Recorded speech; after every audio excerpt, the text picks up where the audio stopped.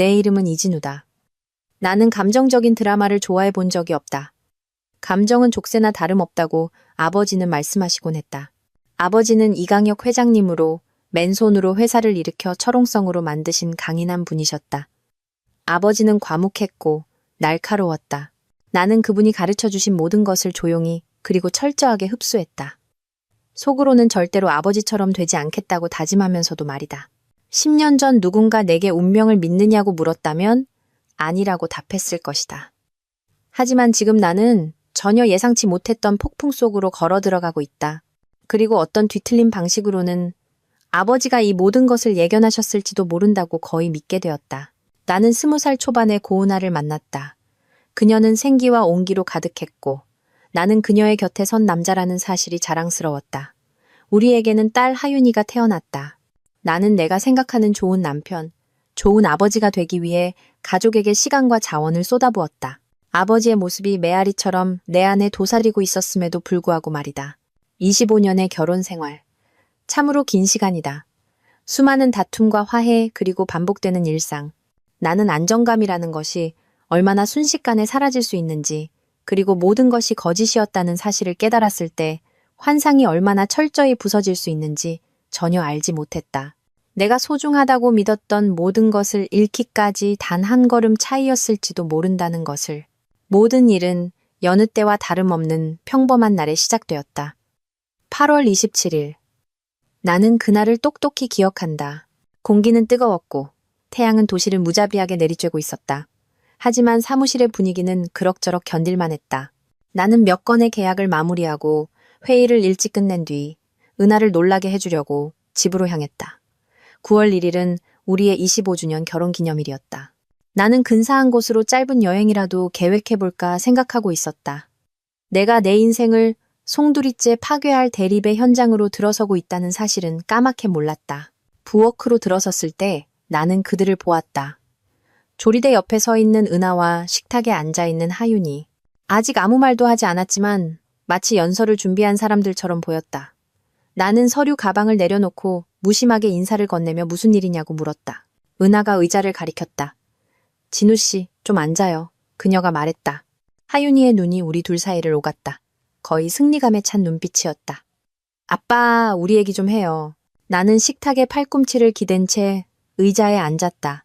억지로 평온을 가장한 자세였다. 그래, 나는 두 사람의 얼굴을 번갈아 보며 말했다. 듣고 있어. 은하가 숨을 들이마신 뒤 부드럽지만 단호하게 말했다. 우리 닷새 뒤면 25주년이에요, 진우 씨. 나는 변화가 필요해요. 내가 인생에서 뭘 원하는지 계속 생각해봤어요. 지금까지 좋은 세월이었겠죠. 하지만 나는 다른 무언가를 탐험해볼 기회를 갖고 싶어요. 다른 무언가라니 그게 무슨 뜻이지? 내 목소리는 이상할 정도로 침착했다. 하윤이가 끼어들었다. 엄마는 오픈 메리지를 원해요. 그녀의 목소리에는 거의 희열이 깃들어 있었다. 그리고 저는 아주 좋은 생각이라고 봐요. 요즘엔 다들 그렇게 살아. 아빠, 육체적인 게 뭐가 중요해. 서로 믿기만 하면 되는 거지. 나는 딸을 돌아보았다. 마지막 문장, 신뢰에 대한 그 말은 거의 모욕적으로 들렸다. 요즘 현대적인 부부들이 다들 그렇게 한다는 말이냐? 정말로? 그녀는 마치 그 분야의 권위자라도 되는 양 고개를 끄덕였다. 아빠는 너무 구시대적이야. 요즘 사랑은 육체적으로 한 사람에게만 얽매이는 게 아니라고. 서로를 진심으로 사랑한다면 서로를 자유롭게 해줘야 해. 속에서는 조용한 분노가 들끓었지만 겉으로는 무표정을 유지했다. 은하, 나는 아내에게로 시선을 돌리며 말했다. 당신도 그렇게 생각해? 그녀는 입술을 깨물며 식탁 너머로 시선을 피했다. 진우 씨, 난 그냥 변화가 필요할 뿐이에요. 불행하다는 게 아니에요. 그냥 이 생활이 지루해요. 매일 똑같은 일을 하고 똑같은 남자와 자는 거요. 난 새로운 걸 원해요. 그녀가 그렇게 일말의 존중도 없이 말했을 때 무언가 내 가슴 속에서 뒤틀렸다.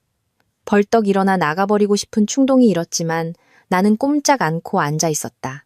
예전 특전사 시절의 오랜 습관대로 손가락으로 식탁을 톡톡 두드렸다. 숫자를 세, 숨을 쉬어, 무너지는 모습을 보이지 마. 한참 후에 내가 말했다. 그래서 당신 계획은 이거군. 당신은 다른 남자들을 만나고 나는 뭘 하지? 집에서 앉아서 당신이 다른 남자랑 나가는 걸 손흔들며 배웅이라도 하라는 건가? 하윤이가 비웃었다. 그만 좀 비극적으로 굴어 아빠. 아빠도 데이트할 수 있잖아. 누가 막는 것도 아니고. 솔직히 아빠한테는 좀 힘들겠지만 그냥 시대가 변했다는 걸 받아들여. 아마 데이팅 앱 같은 게 필요할걸? 뭐 알아서 잘해보겠지. 그들은 마치 내가 심야 토크쇼의 웃음거리라도 된 것처럼 낄낄거리기 시작했다. 나는 두 손을 깍지 끼고 숨을 내쉰 뒤 물었다. 벌써 마음에 둔 사람이라도 있나? 은하? 그녀는 아주 잠깐 망설였다. 최민준 씨예요. 그녀가 나지막이 말했다. 그 청담동에서 고급 레스토랑 하는 사람이요. 하윤이가 흥분해서 몸을 앞으로 기울였다. 대박 엄마. 취향 좋은데? 그 사람 엄청 멋있잖아. 잘됐다. 무언가 내 안에서 조여들었다. 최민준. 물론이지. 나는 그의 레스토랑에서 사업 파트너들을 수없이 접대했다. 이제 그는 내 아내에게까지 손을 뻗친 모양이었다. 여전히 나는 평정을 가장한 목소리를 냈다. 두 사람이 계획을 잘 세웠군. 그래서 하윤이 너는 최민준이라는 사람이 내 엄마랑 데이트하는 게 괜찮다는 거지? 그녀는 환하게 웃었다. 당연하죠. 꼰대처럼 굴지 마요, 아빠. 나는 더 이상 아무 말도 하지 않고 의자에서 일어났다. 싱크대 쪽으로 걸어가자 조용한 침묵이 흘렀다. 그들은 내 평온함에 당황한 듯 보였다. 은하, 내가 마침내 말했다. 이건 가벼운 문제가 아니야. 당신도 알지? 그녀는 고개를 끄덕였지만 턱을 굳혔다. 이보다 더 확신에 찼던 적은 없어요. 나는 수도꼭지를 잠갔다. 좋아, 나도 동의하지. 그들은 얼어붙었고 하윤이는 마치 내가 선물을 주기라도 한 것처럼 희죽 웃었다. 정말요? 오픈 메리지에 동의한다고요? 그래, 내가 말했다. 한 가지 조건이 있어. 조건 같은 건 있을 수 없어요. 하윤이가 팔짱을 끼며 불쑥 끼어들었다. 그건 통제하는 거잖아요. 조건은 내가 정해. 나는 그녀의 말을 자르고 두 사람을 노려보았다. 이 집은 내 명이야. 아버지가 억지로 쓰게 한 혼전 계약서 덕분에. 당신들 둘이서 오픈된 관계를 원한다고? 좋아. 하지만 내 소유의 공간에서 우리가 어떻게 살지에 대한 기본 규칙은 내가 정할 거야. 그게 받아들여지지 않는다면 당신들은 다른 집, 다른 인생을 찾아야 할 거고. 알겠나? 은하의 눈이 커졌다. 불안감이 스쳐 지나갔다. 하윤이는 웃음으로 무마하려 애썼다. 아빠, 법적으로 엄마 지분도 반은 있잖아요. 하지만 은하가 손을 들어 막았다. 그만해, 하윤아. 그녀의 목소리는 낮았다. 아빠 말이 맞아. 우리 혼전 계약서 썼어. 이 집은 진우 씨 거야. 나는 하윤이의 강한 척하던 태도가 무너지는 것을 느낄 수 있었다. 하지만 우리를 그냥 내쫓지는 않을 거잖아요. 그렇죠, 아빠? 나는 대답하지 않았다. 대신 그들을 그 가능성 속에서 들볶이도록 내버려두고 밖으로 걸어나왔다. 그날 저녁 늦게 나는 부엌 문 밖에서 그들의 대화를 엿들었다. 오랜 습관은 쉽게 죽지 않는 법이다. 하윤이가 속삭이는 소리가 들렸다. 봐, 엄마. 아빠는 절대로 엄마를 내쫓지 못해. 그냥 허세 부리는 거야. 엄마는 아빠 인생의 사랑이잖아. 은하의 목소리는 확신에 차 있지 않았다. 넌 내 아빠를 몰라. 그녀가 조용히 말했다. 궁지에 몰리면 무서울 정도로 냉혹해질 수 있는 사람이야. 아빠가 전직 특전사였다는 거 알아? 아프가니스탄에서 무슨 일을 겪었는지. 나는 절반밖에 모르지만 그것만으로도 충분히 무서워. 하윤이가 콧방귀를 뀌었다. 아무 짓도 못할 거야. 그냥 심술궂은 늙은이고 곧 충격이나 받겠지. 두고 봐. 그 순간 내 머릿속에는 그들이 아무것도 모른다는 생각뿐이었다. 나는 군 복무 시절 내 안에 어떤 어둠, 차갑고 조직적인 무언가를 발견했다. 양복과 넥타이 아래 그 모든 것을 묻어두려 애썼지만 그들이 도화선에 불을 붙인 것이다. 나는 위층으로 물러나 집안의 긴장감이 감돌게 내버려 두었다. 도전장은 던져졌다. 궁지에 몰린 남자를 도발하면 단단히 각오해야 한다는 사실을 깨닫는 사람은 거의 없다. 다음 날 나는 대학 시절부터 내 변호를 맡아온 김민철 변호사를 찾아갔다. 그는 내가 만나본 변호사 중 가장 날카로운 사람이었다. 나는 그에게 수없이 속내를 털어놓았고 그가 이런 복잡한 요청을 즐기리라는 것을 알았다. 내가 은하의 잠재적 재산 요구를 원천 봉쇄하기 위한 혼후 계약서를 원한다고 말했을 때 그는 단도직입적으로 물었다. 왜 그냥 이혼 소송을 하지 않나? 너무 간단하잖아. 내가 말했다. 나는 이 판이 어디까지 가는지 보고 싶어. 내가 순한 개처럼 조용히 꼬리 내리는 대신 오픈 메리지를 요구한 대가를 그들이 직접 겪게 하고 싶다고. 그가 희죽 웃었다. 자네 부친보다 더한 냉소주의자로군. 좋아, 어디 그 조건들 좀 봅시다. 나는 내 계획을 펼쳐 놓았다. 재산권, 자산 처분, 정기적인 성병 검사, 혼외 관계에서 태어난 자녀에 대한 면책 조항, 그리고 혼외 관계 파트너의 집 출입 금지 조항까지 명시한 철옹성 같은 혼후 계약서였다. 내 메모를 읽던 김 변호사가 나지막이 휘파람을 불었다. 이건 뭐, 목을 조르러 가는 거나 마찬가지군. 친구, 나는 아버지의 과묵한 얼굴을 떠올렸다. 나는 그냥 그들이 원했던 경계를 설정하는 것뿐이야. 현실과 다시 마주하게 해주는 거지.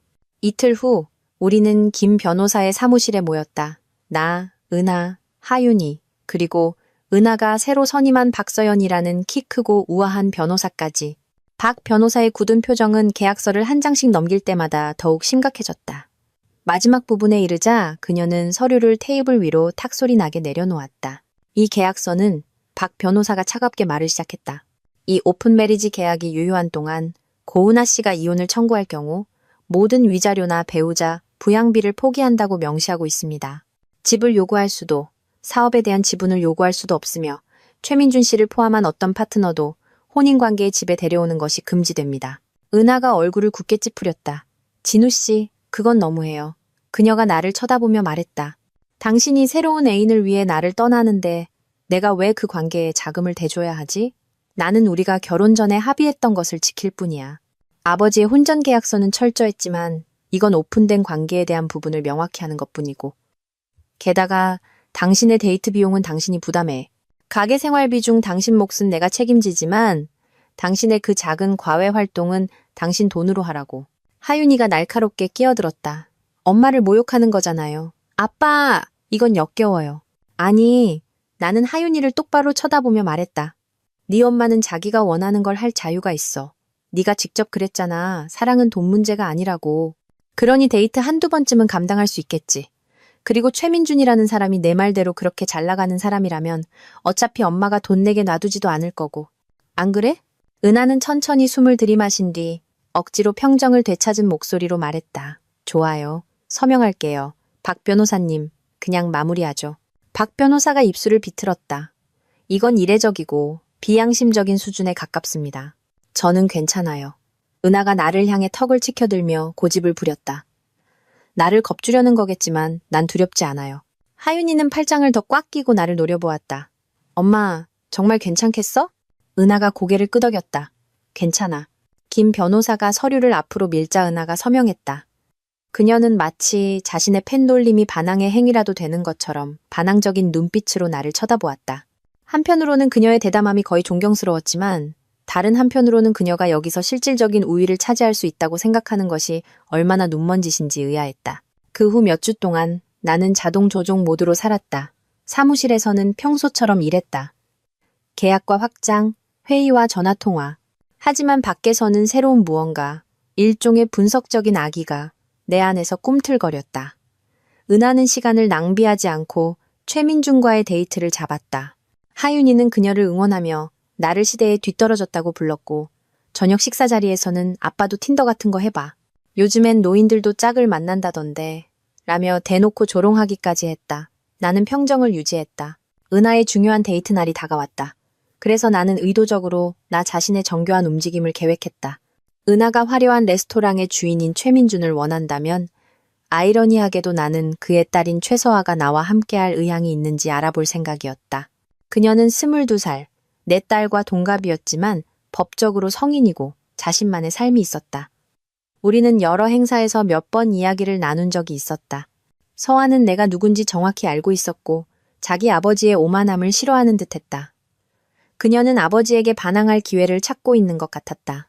나는 반쯤은 진심, 반쯤은 호기심으로 연락했고 놀랍게도 그녀는 저녁 식사 초대에 응했다. 은하가 최민준을 만나기로 한 저녁, 나는 서아를 데리고 고급 호텔의 비공개 행사에 갔다. 그 행사는 참전용사를 위한 자선 기금 모금 행사의 일부였고 조용하고 개인적인 방식으로 나와 관련이 있는 일이었다. 나는 몇몇 지인에게 서아를 내 데이트 상대라고 소개했고 그녀는 품위 있게 처신했다. 그녀는 그냥 머리빈 여대생이 아니었다. 지적이었고. 글로벌 금융과 사업 운영의 복잡성에 대한 대화에서도 자신의 주장을 펼쳤다. 사람들은 우리를 쳐다봤다. 어떤 이들은 혼란스러워했고 어떤 이들은 희죽거렸다.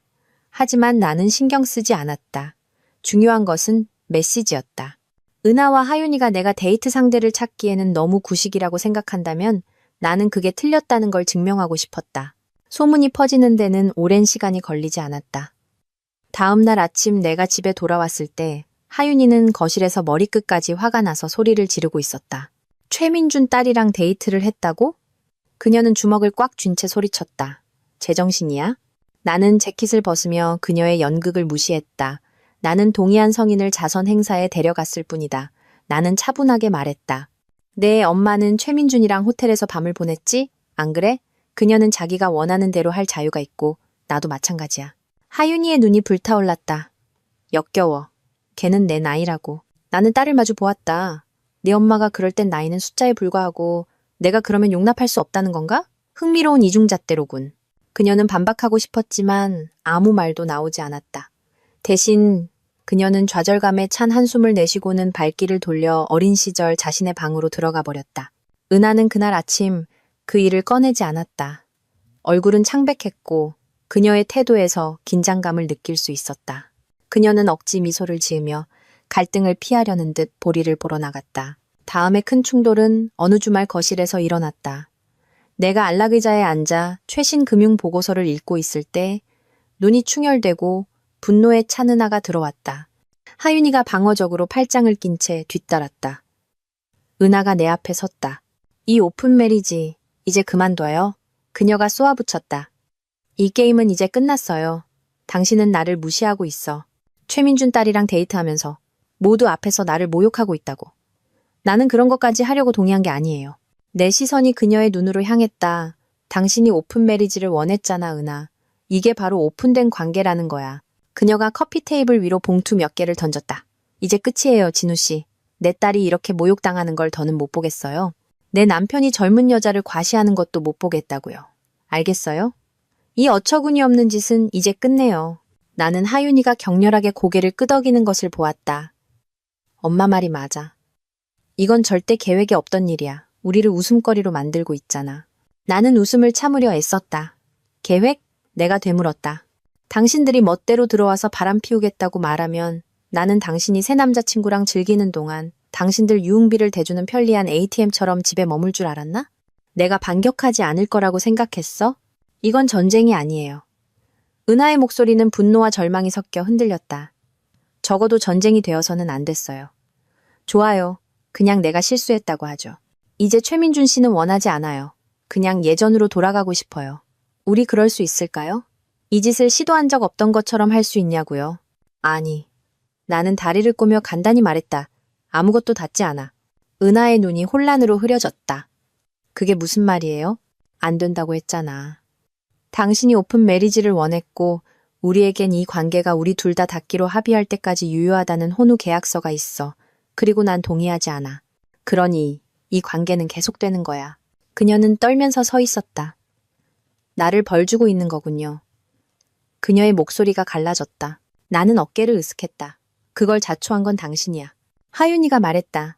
아빠, 제발요. 엄마가 더는 원하지 않잖아요. 좀 합리적으로 행동해요.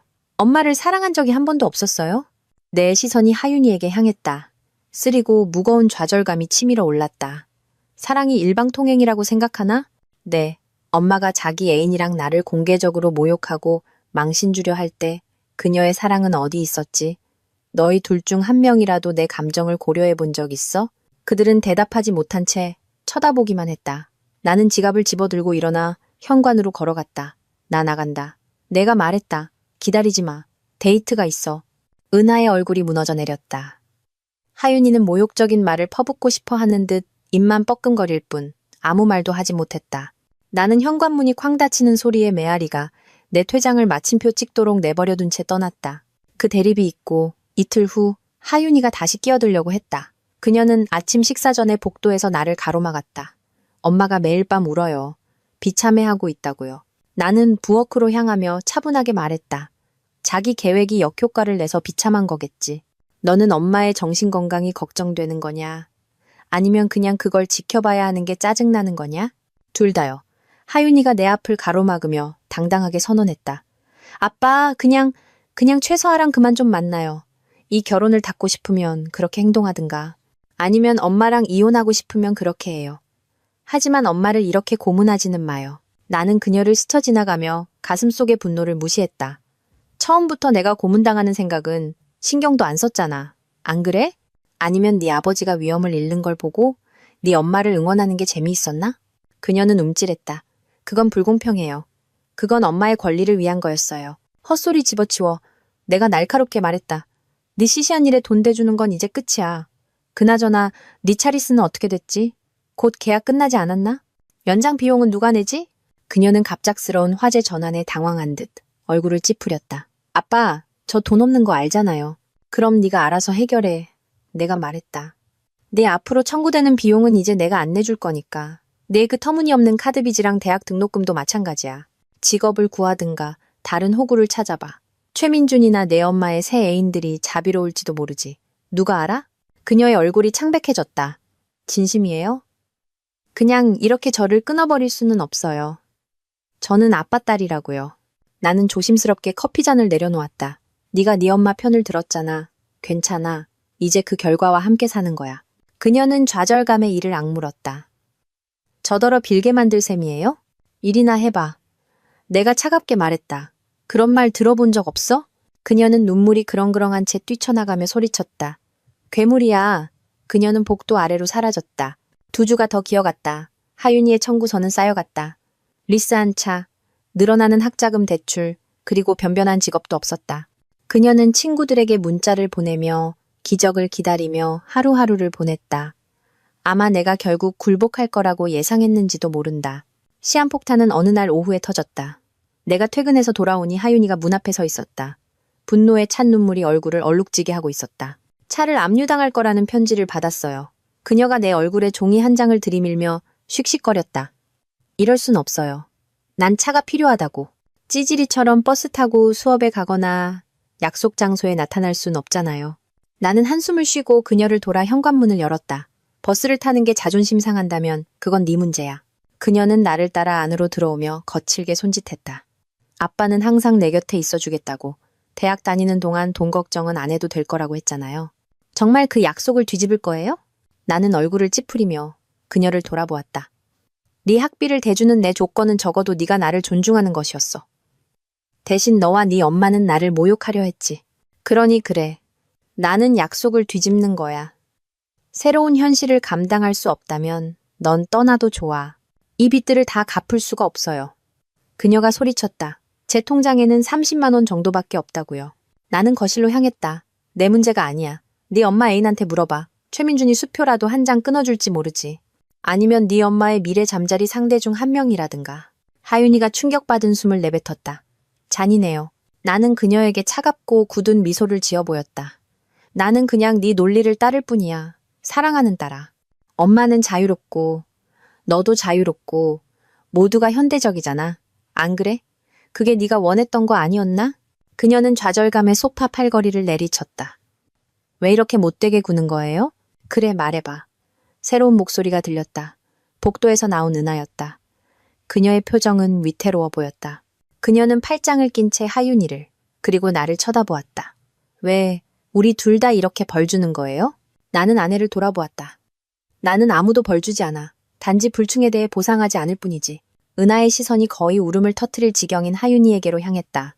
그녀는 목소리를 부드럽게 했다. 하윤아, 허니, 위층으로 올라가렴. 내가 얘기할게. 하윤이는 나를 한 번 더 노려본 뒤 엄마를 화난 듯이 스쳐 지나가며 발을 쿵쿵 울리며 사라졌다. 은하는 그녀가 사라질 때까지 기다렸다가 나를 직접 마주했다. 진우 씨, 이제 그만해요. 당신이 하고 싶은 말은 다 했어요. 이 오픈 메리지 소동 전체가 끔찍한 생각이었어요. 하지만 이제 당신은 그냥 가학적으로 굴고 있어요. 쟤는 당신 딸이에요. 아직 어리고 자기가 무슨 짓에 휘말렸는지 이해하지 못해요. 나는 어깨를 으쓱했다. 내 엄마를 꼬드겨 바람피우게 할 만큼은 나이를 먹었지. 그 결과를 감당할 만큼도 먹었고. 은하는 주먹을 불끈 쥐었다. 좋아요. 하윤이를 그렇게 대하고 싶다면. 그렇게 해요. 하지만 당신과 나, 우리 좀 정중하게 얘기할 수 있을까요? 저는 최민준 씨랑 끝났어요. 알겠죠? 그는 말만 번지르르한 개자식으로 드러났어요. 그는 벌써 멀어졌고 마지막 데이트 몇 번도 취소했다고요. 당신이 원하던 걸 얻었잖아요. 나는 모욕당했어요. 하지만 이제 이 미친 짓을 멈출 수 있을까요? 멈추다니, 어떻게? 내가 물었다. 결혼을 닫아요.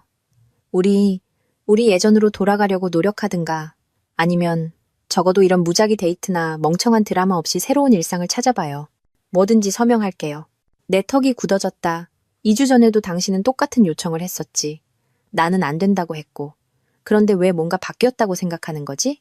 눈물이 그녀의 눈에 반짝였다. 왜냐면 저는 더 이상 이걸 할 수가 없으니까요. 그녀는 거의 소리치듯 말했고 목소리가 갈라졌다. 당신이 최서아랑 있는 걸 더는 못 보겠어요. 걔는 내 딸 나이라고요. 당신이 걔랑 자는 생각을 감당할 수가 없어요. 머리가 터질 것 같아요. 그냥 다시 부부가 돼요. 완벽하지 않더라도요. 나는 그녀를 쳐다보았다. 아니, 이 문을 연 건 당신이야. 당신이 계속 열어도. 우리는 이미 돌아올 수 없는 강을 건넜어. 그녀는 소파에 주저앉아 두 손에 얼굴을 묻었다.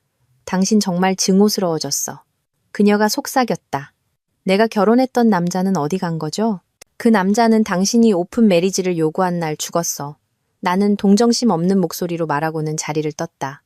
한 달이 지났다. 내 인생비를 대주지 않겠다는 내 거절에 질린 하윤이는 집을 나갔다. 그녀는 친구들 집에 얹혀 살았지만 순탄치 않았다. 뒤에 남겨진 은하는 절망의 늪으로 더 깊이 빠져들었다. 그녀는 반쯤 옷을 입은 채로 하루를 보내며 무언가를 찾는 듯 집안을 배회했다. 가끔 나는 그녀가 옛날 사진첩을 뒤적이며 조용히 눈물을 흘리는 것을 보았다. 어느 날 그녀가 뒤쪽 베란다에서 나를 가로막았다. 그녀의 눈은 충혈되어 있었다. 진우 씨, 할 말이 있어요. 저 병원에 다니고 있어요. 그녀가 조용히 말했다. 몸이 계속 안 좋아서요. 나는 그녀가 얼마나 말랐는지 알아차리며 눈썹을 치켜 세웠다. 어깨뼈가 예전과 다르게 툭 튀어나와 있었다. 병원? 그녀는 떨리는 숨을 들이마시며 고개를 끄덕였다. 성병 양성 판정을 받았어요. 그녀는 얼굴이 새빨개지며 고백했다. 최민준 씨한테서 옮았어요. 그 사람이 그럴 줄은 상상도 못했는데. 어쨌든 약 먹고 있고 치료는 가능하대요. 하지만 너무 수치스러워요. 그러니 당신이 행복했으면 좋겠네요. 복수는 제대로 했으니까. 내 안에 무언가가 움찔했다. 죄책감인지 연민인지 분간할 수 없는 아픔. 하지만 내 목소리는 여전히 절제되어 있었다. 나는 행복하지 않아, 은하. 이건 전부 당신 선택의 결과일 뿐이야. 내가 이 모든 걸 계획했다고 생각해? 아니, 당신이 오픈 메리지를 요구했고 나는 예라고 했어. 그러자 당신은 당신을 구슬린 첫 번째 남자와 바로 침대로 뛰어들었지. 눈물 한 방울이 그녀의 뺨을 타고 흘렀다. 그녀는 화난 듯이 눈물을 닦아냈다. 알아요. 당신은 나를 증오하죠. 그냥 당신도 당신의 그 바람 상대랑은 안전하길 바랄 뿐이에요. 성병은 장난이 아니니까. 나는 울타리를, 저 너머의 지평선을, 그녀의 시선을 제외한 모든 것을 쳐다보았다. 서아는 그냥 바람 상대가 아니야. 하지만 걱정해줘서 고맙군. 그녀는 떨리는 목소리로 나를 쳐다보았다. 당신은 괴물이야. 나는 아무 말도 하지 않았다. 그녀는 획 돌아서서 나를 베란다에 홀로 남겨두고 떠났다. 나는 한참 동안 그 자리에 남아 가을바람이 내 주위를 맴돌게 내버려 두었다. 내 안의 어떤 부분은 그녀가 겪고 있는 일에 대해 희미한 슬픔을 느꼈다. 다른 부분은 그저 똑같은 옛 대사만 되풀이했다. 자업자득이야. 3주 후 상황은 다시 악화되었다. 놀랍게도 하윤이가 분노와 광기에 차서 집으로 돌아와 문을 쾅 닫고 들어왔다.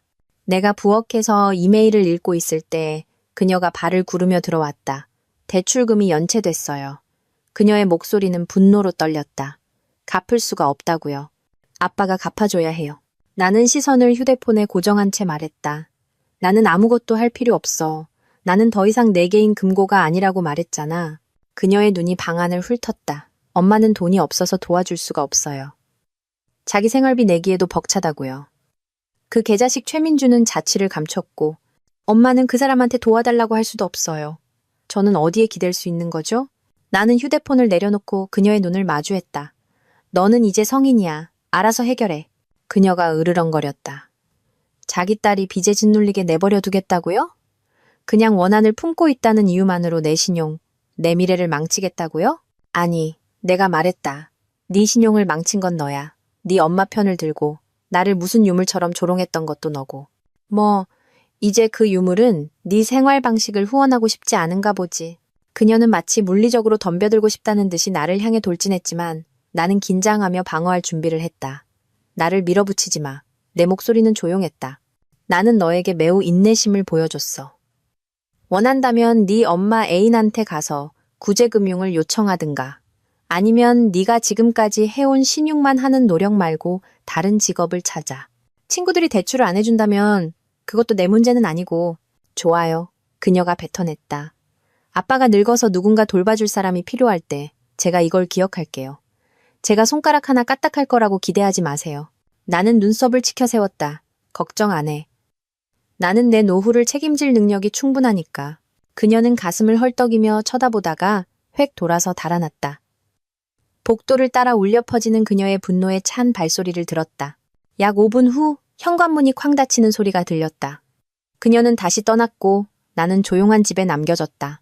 그 후 몇 주 동안 내 주위의 비극은 명백했다. 은하는 계속해서 체중이 줄었고 육체적으로 쇠약해 보였다. 그녀는 집을 거의 떠나지 않았고 외출할 때면 자신의 그림자처럼 유령처럼 드나들었다.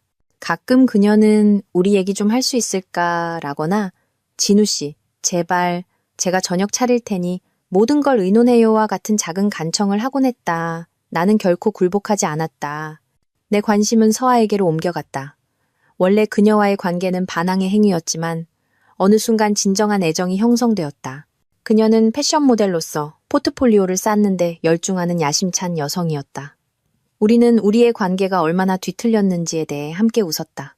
그녀의 아버지는 내 아내와 데이트했고 우리는 그 혼돈 속에서 무언가 진짜를 만들어가고 있었다. 나는 몇 년 동안 은하와는 결코 해보지 못했던 방식으로 그녀의 존재 안에서 편안함을 느꼈다. 그녀는 따뜻했지만 또한 직설적이었다. 그녀는 한번 아프가니스탄에 대해 물었고 수십 년 만에 처음으로 나는 누군가에게 내가 그곳에서 무엇을 했는지, 그것이 나에게 어떤 영향을 미쳤는지 이야기했다. 그녀는 판단 없이 들어주었다. 그녀는 결코 내 과거로나 내 약점을 이용하지 않았다. 어느 날 저녁 그녀의 아파트에서 와인을 마시던 중 그녀가 조용히 말했다. 나 임신했어요. 그 순간 온 우주가 멈춘 것 같았다. 얼마나 됐어? 내 가슴이 죄어오며 물었다. 8주 정도요. 그녀가 내 얼굴을 살피며 말했다. 아버지는 당연히 당신이고요. 나 이 아이 낳고 싶어요. 충격, 불안, 기쁨의 불꽃, 죄책감의 아픔 등 소용돌이치는 감정이 나를 덮쳤다. 정말 확실해? 그녀는 눈을 빛내며 고개를 끄덕였다. 네, 계획한 건 아니지만 저는 준비됐어요. 당신도 준비되었기를 바라요. 나는 아버지가 가르쳐 주신 대로 과묵함을 유지하려 애썼다. 하지만 그 순간 나는 이 아이를 원한다는 것을 깨달았다. 내 안의 한 부분은 이번에는 제대로 된 아버지 노릇을 하고 싶었다. 엮이는 가정에 쓰라림 없이. 알았어. 내가 마침내 말했다. 알았어, 서아야. 우리가 해결해 나갈 거야. 그녀는 안도한 듯 숨을 내쉬었다. 고마워요. 복잡하다는 거 알지만 도망치고 싶지 않아요. 처음부터 이게 아빠에 대한 복수심만은 아니었어요. 최민준에 대한 그 언급은 나를 굳어지게 했지만 나는 그것을 옆으로 치우고 그녀의 이마에 키스했다. 그 사람 얘기는 하지 말자. 우리. 그리고 아기 걱정만 하자. 다음에 집에 갔을 때 은하는 거실 소파에 주저앉아 멍하니 리얼리티 TV를 보고 있었다. 내가 들어서는 순간 그녀는 쇼를 음소거했다. 어디 있었어요? 그녀의 목소리는 무미건조했다. 서아랑. 나는 계단으로 향하며 대답했다. 진우 씨, 그녀의 어조가 바뀌었다. 봐요. 일어난 모든 일에 대해 미안해요. 하지만 적어도 다음 단계에 대해 얘기할 수 있을까요? 우리 이 결혼을 끝내거나 이혼 소송을 해서 제가 앞으로 나아갈 수 있게 해줄 수 있어요? 이 어중간한 상태를 견딜 수가 없어요. 나는 계단에서 멈춰서서 돌아보았다. 이혼하면 당신은 모든 걸 포기해야 해. 거의 빈손으로 떠나야 한다고. 그녀는 지친 듯 고개를 끄덕였다. 알아요. 하지만 이렇게 사는 것보다는 그게 나을지도 몰라요. 나는 그녀를 자세히 쳐다보았다. 그녀는 정말 지쳐 보였다. 머리카락은 윤기를 잃었고 뺨은 움푹 패였으며 눈가는 검은 태로 둘러싸여 있었다. 찰나의 순간 나는 수십 년 전 결혼했던 은하를 떠올렸고 슬픔이 차올랐다. 하지만 그것은 더섭는 감정이었다. 얘기해보지. 나는 쌀쌀맞게 말하고 위층으로 올라갔다. 2달 후 서아는 조산으로 아들 민준을 낳았다. 새로운 아버지 역할에 소용돌이는 나를 집어삼켰고 은하나 하윤이에 대한 남은 생각을 무색하게 했다. 나는 새로운 목적을 찾았고 사무실에서 더 자주 벗어나 선임 관리자들에게 책임을 위임하며 서아와 아이에게 집중했다. 민준이가 태어난 직후 나는 그에게 안정된 가정을 만들어주고 싶어 청혼했다. 서아는 받아들였다. 나는 새로운 혼전 계약서에 서명할 것을 고집했고 우리는 조용히 간단한 예식을 올렸다. 한편으로는 내가 아버지를 닮아간다는 생각에 웃음이 나왔고 다른 한편으로는 그 늙은이가 소중한 것을 지키는 법에 대해 옳았다는 것을 인정했다. 그래도 나는 은하를 완전히 무시할 수는 없었다. 어느 날 밤 그녀는 정신이 나간 듯한 목소리로 내게 전화를 걸었다. 진우 씨, 그녀가 떨리는 목소리로 속삭였다. 내가 실수한 것 같아요. 당신을 보러 가고 싶어요. 몸이 안 좋아요. 나는 그녀의 말을 막았다. 당신 부모님께 전화해, 은하. 아니면 의료 응급 상황이면 구급차를 부르든가. 나는 갓난아기를 돌봐야 해. 나는 더 이상 당신의 구원자가 아니야. 그녀는 5초간 침묵했다. 그리고 나는 그녀가 무너져 내리는 소리를 들었다. 당신을 증오해. 그녀는 눈물로 가득 찬 목소리로 말하고는 전화를 끊었다. 그것이 우리가 직접 통화한 마지막이었다. 나는 몇 주 후 이혼 소송을 제기했다. 김 변호사에게 소란이나 긴 싸움 없이 조용히 신속하게 처리해달라고 말했다. 그는 냉정한 효율성으로 일을 처리했다. 은하는 싸움 없이 서류에 서명했다. 아마 안도했을 것이다. 그녀는 곧 사라졌다. 아마도 친정으로 갔을 테지만 나는 묻지 않았다. 나는 서아와 민준이에게 헌신하며 폐허 속에서 새로운 이야기를 만들어갔다. 하윤이는 나는 짧은 소문을 통해 그녀가 롯데리아에서 햄버거를 뒤집는 일을 하고 있다는 것을 알게 되었다. 어느 날 오후 나는 호기심에 그 롯데리아에 들렀다. 그녀에게 말을 걸려고 하지는 않았다. 그녀는 나를 알아보지 못했다. 그녀는 주방과 서빙 구역을 오가며 머리를 뒤로 묶고 얼굴이 상기되어 있었지만 괜찮아 보였다. 마지막으로 봤을 때보다 건강해 보였다. 아마도 생계를 위해 일하는 것이 스스로 서는 법을 가르쳐주고 있었을지도 모른다. 나는 점심을 손에 들고 아무 말 없이 나왔다. 그녀가 적어도 책임감을 배우고 있다는 사실에 묘한 자부심을 느꼈다. 하지만 우리 사이의 균열은 여전히 거대했다. 나는 그녀가 원하는 어떤 길이든 걷도록 내버려 두었다. 5년이 지났다.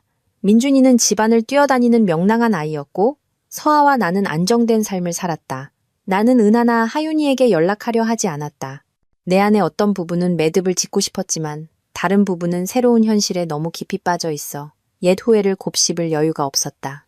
가끔 무심한 지인들을 통해 혹은 드문 소식으로 하윤이가 다른 직업을 찾았고 작은 아파트를 빌려 천천히 대출금을 갚고 있다는 소식을 들었다. 잘된 일이었다. 내가 끼어들 이유는 없었다. 그녀는 오래전에 자신의 선택을 했고 내 돈에 대한 저항이야말로 그녀에게 필요한 것이었다. 어느 일요일 아침 전화가 울렸다. 나는 거실에서 민준이가 미술 용품을 정리하는 것을 돕고 있었다. 서아는 뒷마당에서 햇살을 받으며 커피를 즐기고 있었다. 발신자 표시는 나를 놀라게 했다. 은하의 아버지였다. 이혼이 확정된 이후로 우리는 얘기한 적이 없었다. 나는 전화를 받았다. 여보세요? 몇 초간의 침묵 후 그의 가라앉은 목소리가 들려왔다. 이서방. 그가 조용히 말했다. 은하가 어젯밤에 세상을 떠났네. 가슴이 쿵하고 내려앉는 것을 느꼈다. 어떻게 된 겁니까? 간신히 물었다.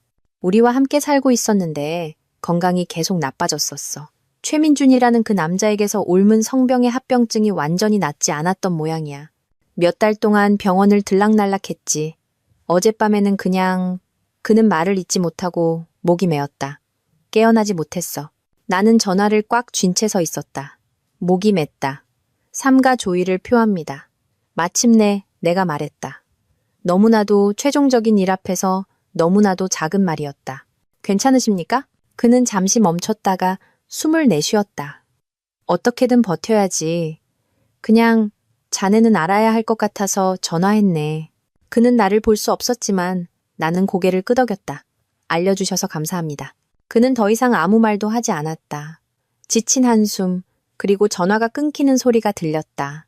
나는 전화를 내려놓고 텅 빈 화면을 응시했다. 민준이는 종이 비행기를 꼼꼼하게 색칠하는 중이었다. 마당에 서아는 조용히 흥얼거리며 햇살 아래서 커피를 마시고 있었다. 나는 은하의 마지막 날들을 그녀의 느린 쇠락을 눈물과 후회를 생각했다. 그녀는 분노나 슬픔 속에서 내 이름을 얼마나 많이 속삭였을까. 상반된 감정의 소용돌이가 나를 덮쳤다. 연민, 안도, 후회, 씁쓸함. 하지만 무엇보다도 나는 되돌릴 수 없음의 무게를 느꼈다. 한번 어떤 선을 넘으면 다시는 돌아갈 수 없다는 것을. 나는 조용히 전화를 내려놓고 민준이의 머리를 쓰다듬었다. 그가 밝은 눈으로 나를 올려다보았다. 아빠, 뭐 보여줄 거 있어요? 그럼.